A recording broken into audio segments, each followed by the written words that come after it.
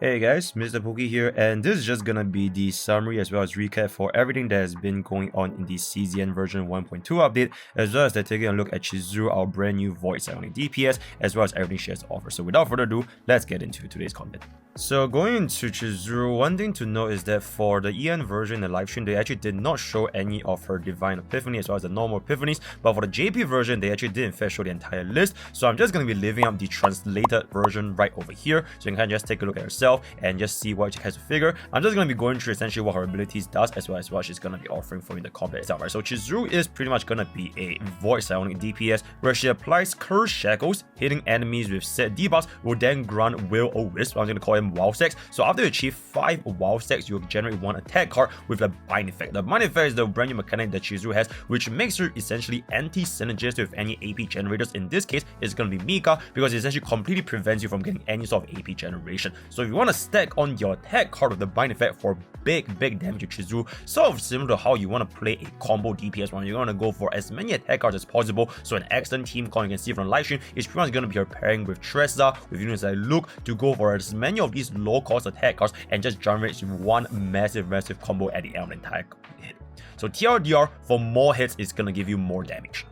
So the key components for Chizuru and what she has to offer is going to be from these 4 things over here: Bind, Inhibit, Curse Shackles, as well as Will o Wisp. For Bind, when Bind card of this unit is going to be used to stack into a single card, and if you combine 3 or more, you can change into the Shadow of the Moon, and when you do use this card, the stack will then reset. The other interesting mechanic for Chizuru is that she essentially is designed to be anti-Mega, which is going to be from this Inhibit over here, because you cannot gain any AP at the start of the turn or on revenge. So if you're going to be adding 1 hit to the Shadow of the Moon as well as Shadow of the Moon Plus, you pretty much do not want to run her with any sort of AP generators. In this case, it's going to be Mika, so you essentially only want to give her as many of these combo parts as possible to go for one big massive at the end. Then for the Curse Shackles is when an ally uses an attack card other than a bind card, you actually gain 1 of the Will o Wisp over here, and when you apply it to a different target, it will then remove the Curse Shackles. So the entire concept for this WoW thing is 5 big WoW will create 1 Shadow of the Moon, and upon activation, it will then decrease the WoW back to 0. So a team building option is going to be pretty straightforward. You want to combine her with other different units that has very low cost attack cards, so you can generate 1 big massive combination for Chizuru herself to just let go and do 1 massive on the enemy. And in order to balance this mechanic, the devs essentially made a way such that players cannot abuse any of these high cost attack cards, which is why you cannot gain any additional AP from the inhibit mechanic. So our ultimate is essentially a massive 250% multiplier, and for each Shadow of the Moon created, which is going to be what you're going to be getting from the WoW effect, you then add plus 50% damage amount up to a certain number of stacks. So essentially, let go of this ultimate once all the way towards the end, where you have as many of these Shadow of the Moon stacks as possible to let go of an increased higher amount of total damage output, which I feel like it makes sense for a kit, which is basically use as many of your different teammates' attack cards, and then she herself is going to be the bomb that ignites with the massive damage burst all the way at the end. And then moving on to a partner, and this partner actually does look very strong. In fact, one of, if not the strongest 5-star partner that actually might be worth it for players to actually consider picking up, which is going to be Itsuku. So right on the bat, you're going to be seeing the active skill is 200% applying Fierce Winds, and this is a plus 50% damage amount to cards of the designated combat for 1 turn, which means that for the entire duration of the turn itself, as long as you have this active skill for 4 ego points, every single one of Chizuru's attack abilities, is especially with the Wild, Shadow of the Wisp, it's all going to combine into 1 massive hit. And then for the passive, it increases your attack, so I'm just going to poke at S1 at 8%, and every single time your card stack, you gain a plus 5% attack card damage up to 3 times, and every 1 attack card used by aggression, you also gain an additional 60% fixed damage to the target. So it's going to help you do a little bit more chip damage as a whole itself. And I will say that aside from Itsuku, I don't really think we have any other close psionic options for Chizuru to make use of, so you might want to consider picking this up for the banner itself.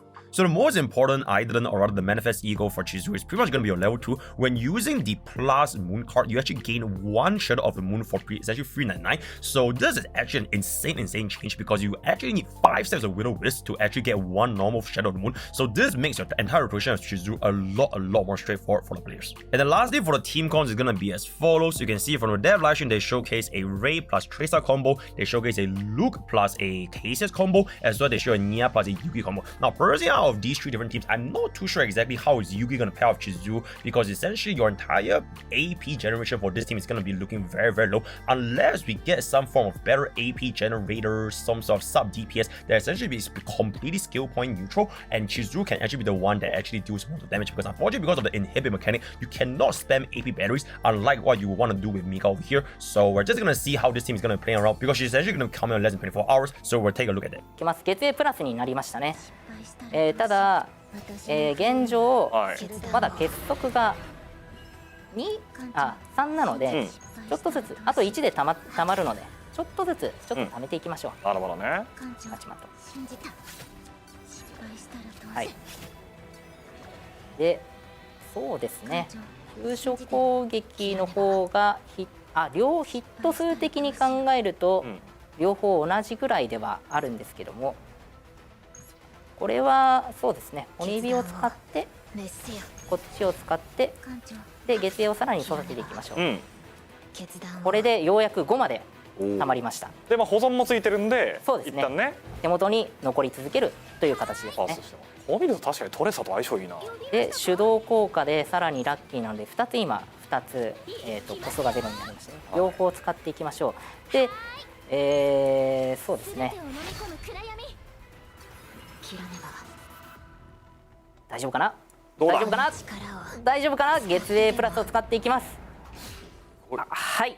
では、こうなってますね。お待たせいたしました。はい。エゴスキル。これでとどめを刺していきましょう。満潮の月光よ。すべての浮上を殲滅せよ。